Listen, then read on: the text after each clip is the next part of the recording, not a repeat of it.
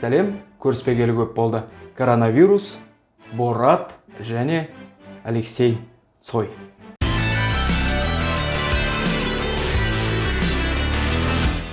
Коронавирустың қазір біздің өмірімізге дейіндеп кіріп кеткені соншалық, біреу коронавирус жұқтырыпты десе, қоя тұршы, тісім ауырып жатыр дейтін жағдайға жеттік.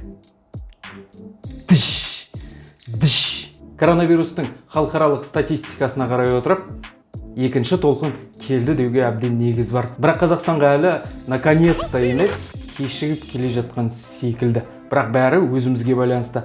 Мұны біздің ғалымдар, денсаулық сақтау министрлігінің өкілдері әлі де айтып келеді. Бірақ менің ойымша қазір коронавирус біздің өміріміздің бір ажырамас бөлігіне айналып қойған сияқты. Бәрі маскамен жүреді, маскамен тойға барады, бет сүйісіп амандасады, бірақ содан кейін маскасын қайтып киіп алады деген секілді. Қазақстанда коронавирус күніне 70-80 адамнан табылып жатыр. Бұл орташа есеппен. Ал халықаралық статистикаға қарайтын болсақ, мысалға көрші Ресейде күніне қазір соңғы күні 9400 адамнан анықталған, ал ақш-та, Үндістанда және Колумбияда 40 мың, 30 мың адамнан тәулігіне коронавирус жұқтыру дерегі тіркеліп жатыр екен.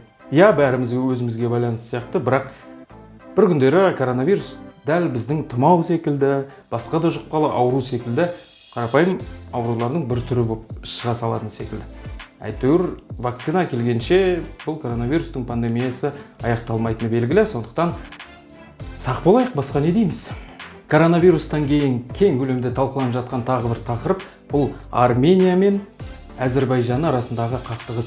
27 қыркүйектен бастап мойындалмаған Таулы Қарабақта Армения мен Әзербайжан әскери күштері бір-біріне күш көрсетті деп мәлімдеме жасай бастады. Артынша қаза тапқандар туралы мәлімет шықты. Одан кейін дереу Армения президенті Пашинян біз соғысқа дайынбыз деген мәлімдеме жасады. Сол кезден бастап халықаралық ұйымдар, ірі мемлекеттер Қазақстан қос тарапты мәселені тату шешуге шақырып жатыр. Бірақ оған көнер екі тарап жоқ. Әскери қақтығыстан қаза тапқандар көп екені хабарланып жатыр.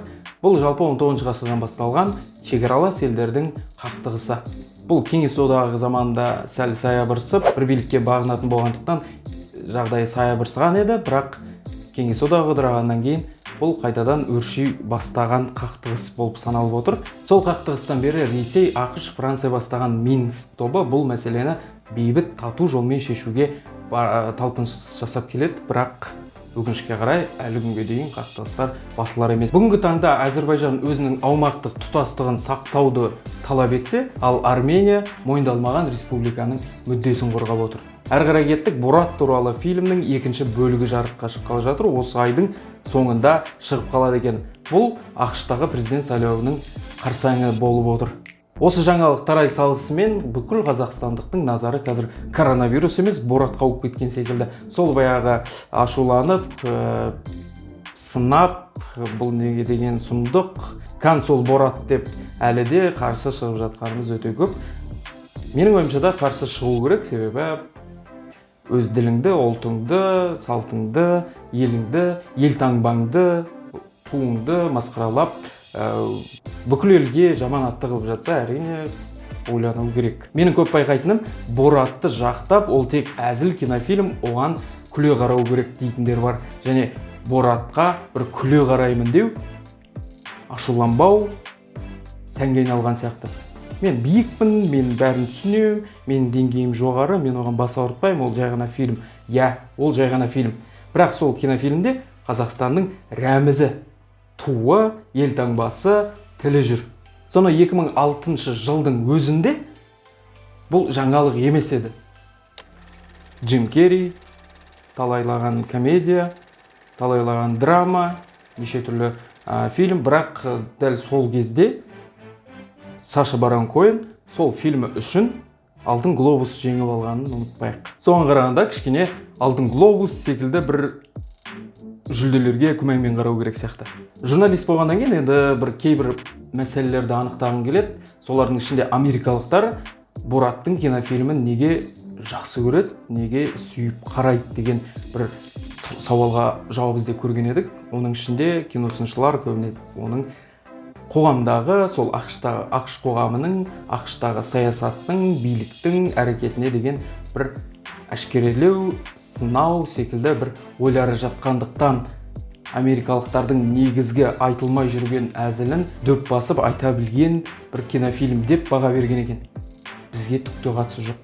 Тіпті біздің тілде сөйлемейді, иврит тілінде сөйлейді, Қазақстанда түсірілмеген. Бүгін бір досым айтады, неге дәл біздің елді таңдап келемеждеп мазақтап жүр сол. Мен де білмеймін осы сұрақтың жауабын. Неге біздің елді таңдайды бұл Борат?